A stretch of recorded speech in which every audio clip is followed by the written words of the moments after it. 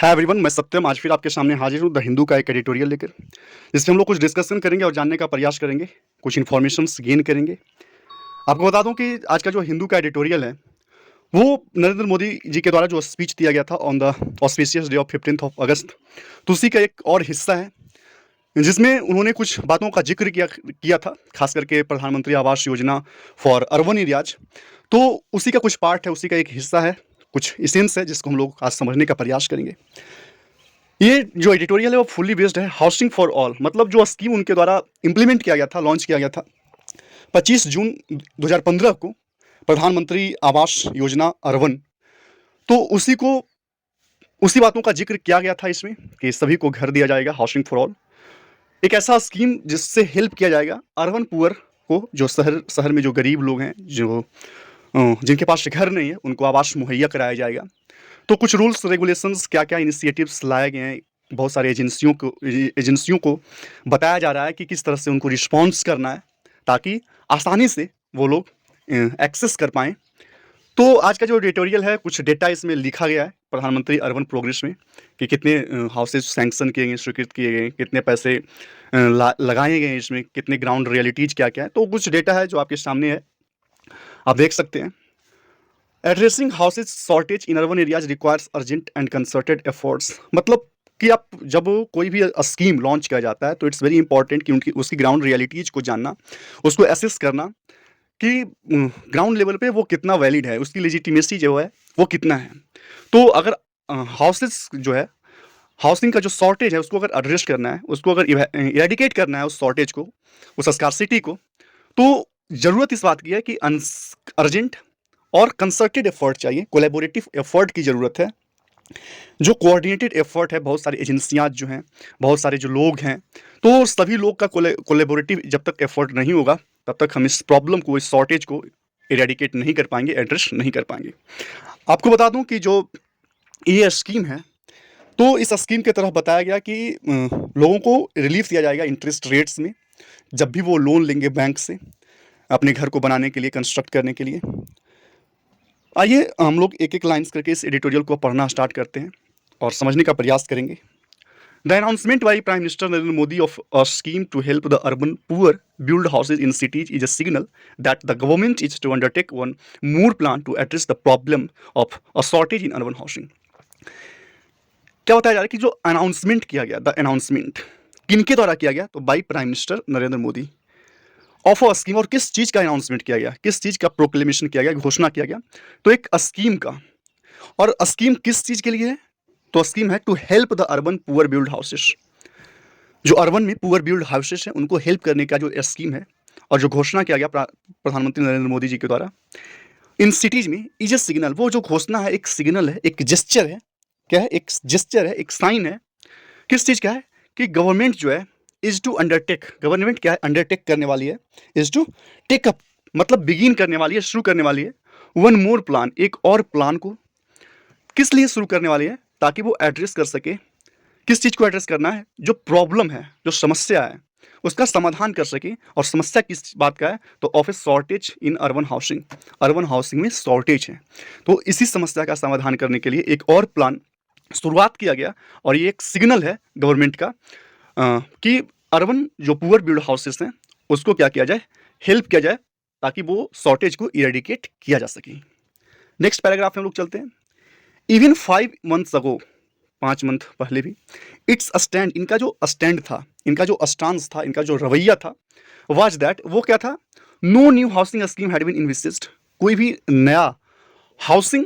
Scheme जो है, आवास से रिलेटेड कोई भी स्कीम जो है, वो प्रिडिक्ट नहीं किया गया था।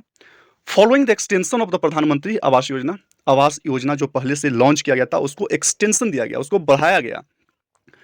टिल दिसंबर 2024। कब तक बढ़ाया गया? दिसंबर 2024 तक बढ़ाया गया, विद द फोकस ऑन, इस बात को फोकस देते हुए कि एक्सपेडिशस कंप्लीशन ऑफ सैंक्शनड हाउसेज, जो सैंक्शनड हाउसेज हैं, जो स्वीकृत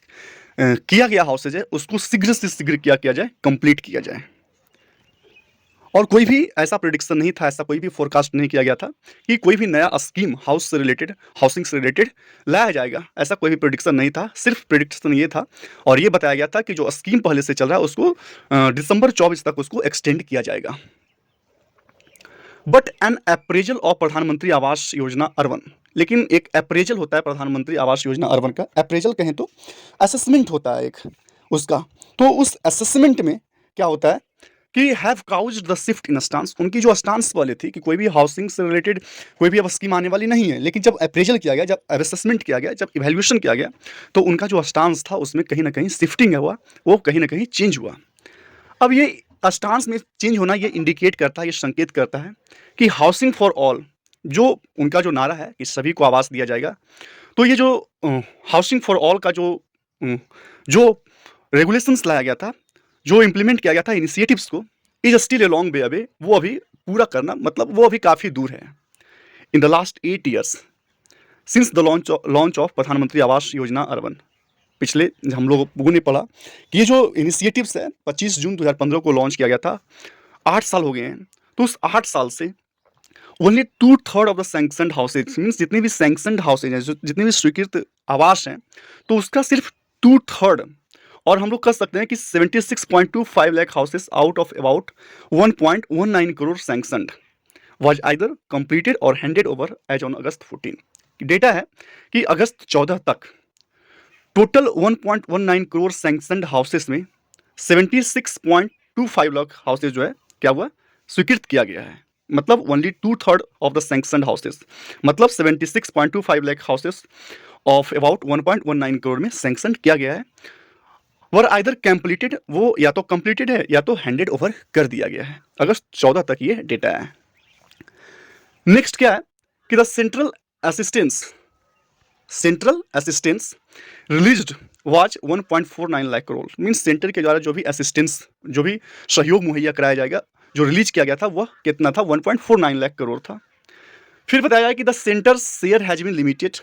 जो सेंटर्स का जो शेयर है उसको लिमिट किया गया था कितना तक, 24.4, जबकि that of state and urban local bodies is 16%। State और अर्बन लोकल बॉडीज का जो बताया जा रहा है वो कितना था, 16% था। यानी कि जो रिमाइंडर, यानी कि इसको मिलाकर और इसको मिलाकर लगभग 40% हो रहा है। तो जो ऑलमोस्ट 60% है has to come from beneficiary, जो लाभार्थी है उनसे इसको क्या किया जाएगा, लाया जाएगा, उनसे प्राप्त किया जाएगा। One of the estimated total investment, एक एस्टिमेटेड टोटल इन्वेस्टमेंट जो है 8.31 लाख करोड़, किसके लिए, तो फॉर द 1.23 करोड़ हाउसेस के लिए ओरिजिनली प्रपोज्ड, प्रस्ताव दिया गया था कि 1.23 करोड़ हाउसेस के लिए लगभग 8.3 लाख करोड़ रुपए की जरूरत होगी, एक एस्टिमेटेड इन्वेस्टमेंट था। The beneficiaries have to sell out, तब वहाँ पे क्या था कि जो बेनिफिशियरीज हैं, जो लाभार्थी हैं, उनको कम से कम 4.9 लाख करोड़ रुपए जो है सेल आउट करना पड़ेगा, मतलब उनको पे करना पड़ेगा, उनको स्पेंड करना पड़ेगा। फिर बताया जाए कि अंडर द प्रपोज्ड स्कीम, ये जो प्रस्तावित स्कीम है, इसके तहत द शेयर ऑफ बेनिफिशियरीज, जो शेयर है, अभी बताया गया था कि कितना उनको स्पेंड करना पड़ेगा, तो जो शेयर है बेनिफिशियरीज का शुड बी ब्राउट डाउन। अब क्या है कि इस स्कीम के तहत जो उनका बेनिफिशियरीज का जो शेयर है उसको कम किया जाएगा, एटलीस्ट 40%, कम से कम 40% तक, as a parliamentary committee report, जैसा कि एक पार्लियामेंट्री कमेटी का रिपोर्ट जो है वो बताता है, हाईलाइट्स करता है, as beneficiaries are not in position, कि जो बेनिफिशियरीज हैं, जो लाभार्थी हैं, वो इस पोजीशन में नहीं है टू फुल्ली पे देयर शेयर, कि वो अपने शेयर को फुल्ली पे कर सकें ऑफ देयर ओन इनकम, अपने इनकम से, वो इस पोजीशन में नहीं है। एक पार्लियामेंट्री कमेटी का रिपोर्ट ये बताता है। इवन द, हालांकि सम स्टेट गवर्नमेंट्स, कुछ राज्य सरकारों ने try to help such beneficiaries, ऐसे बेनिफिशियरीज को, ऐसे लाभार्थी को हेल्प करने का प्रयास किए हैं, ताकि such benefit access bank loans, की वो आसानी से उनको बैंक लोन मिल जाए। Financial institutions have been lukewarm, क्योंकि जो फिनेंशियल इंस्टीट्यूशंस रहे हैं वो बहुत ही ल्यूक वार्म रहे हैं, have been lukewarm in the response, अपने रिस्पॉन्स में, अपनी प्रतिक्रिया में थोड़ी सी हाफ हार्टेड हैं, थोड़ा बताया जा रहा है कि वो एपेथेटिक हैं। वो लोग जब उनसे एक्सेस करते हैं तो उनसे जो उनका रिस्पॉन्स रहता है वो काफ़ी सराहनीय नहीं है। तो ये सब चीज़ों को कुछ वो इरेडिकेट करना चाहते हैं, ताकि जो बेनिफिशियरीज हैं वो आसानी से वहाँ तक एक्सेस कर सकें और होम लोन्स उठा सकें। साइटिंग द लैक ऑफ और बताया जा रहा है कि वो इस ये कारण भी बताया जा रहा है कि वो क्यों ऐसा दिखा रहे हैं जो फाइनेंशियल इंस्टीट्यूशंस हैं, क्योंकि जब वो कोई भी लोग जाते हैं बैंक लोन के लिए तो उनके पास लैक ऑफ प्रूफ होता है ऑफ सस्टेन्ड इनकम, कि उनके पास सस्टेन्ड इनकम का कोई भी प्रूफ नहीं होता है। And that is the main reason कि जो फाइनेंशियल इंस्टीट्यूशंस हैं वो अपने रिस्पॉन्स में क्यों एपेथेटिक रहे हैं, क्यों जो इंडिफरेंसेज हैं क्यों दिखा रहे हैं, उदासीनता क्यों दिखा रहे हैं, क्योंकि लाभार्थी के पास सस्टेन्ड इनकम का कोई प्रूफ नहीं है। The parliamentary committee also made well considered suggestions. Parliamentary committee जो है उन्होंने बनाया, क्या बनाया, बिल मेड कंसिडर, बहुत सोच विचार के, केयरफुली सोच विचार कर कुछ सजेशंस बनाए, कुछ सुझाव बनाए ऑन द इम्प्लीमेंटेशन ऑफ, किस चीज़ पे, तो जो इम्प्लीमेंटेशन है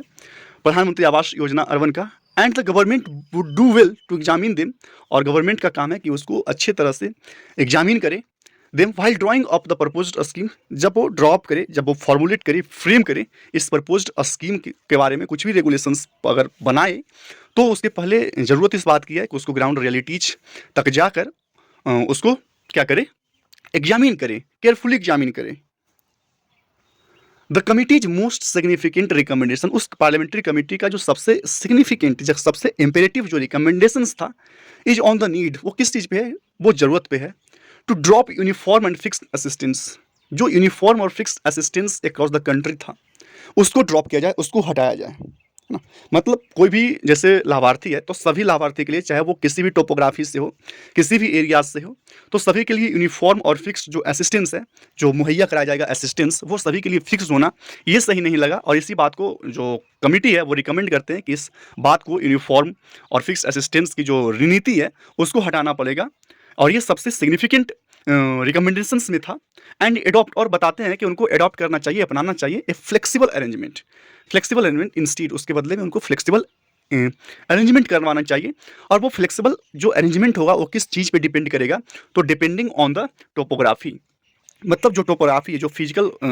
फीचर्स हैं जो एरिया का, जैसे बहुत सारे लाभार्थी हैं तो सभी लोग क्या है, अलग अलग एरिया से बिलोंग करते हैं, कहीं का एरिया पहाड़ी है, कहीं का समतल है, कहीं का मैदानी एरिया है, तो depending upon the area, depending upon the topography, it should be flexible arrangement, not uniform and fix assistance, उनका ये रिकमेंडेशंस था। और क्या क्या था, कुछ और भी फैक्टर्स बताए जा रहे हैं।